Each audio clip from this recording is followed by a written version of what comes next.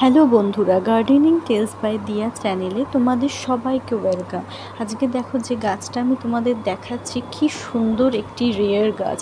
এর পাতাগুলো bright texture, velvety একটা ফিলিং দেয়। এই গাছটির নাম হলো মনস্টেরা পেরু। আজকে আমি দেখাবো আগে কিভাবে আমি রিপোর্টিং করছি।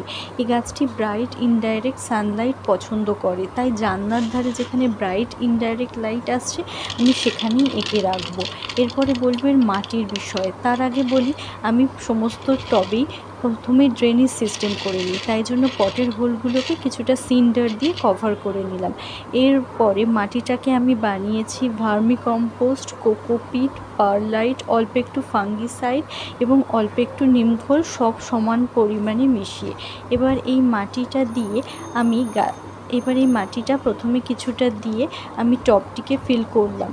তারপরে আমি এই গাছটিকে টবে প্রতিস্থাপন করলাম। প্রতিস্থাপন করার পরে আমি এই গাছটির জলের বিষয়ে বলবো।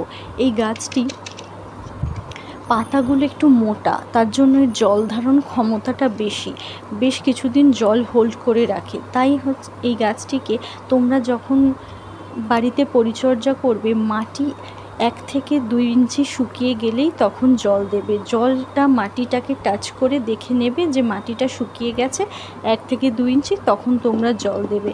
লাইটের কথা বললাম, জলের কথা বললাম। এবার বলি, হিউমিডিটি লাভিং প্লান্ট, এই জন্য মাঝে মাঝে মিস্টিং করবে।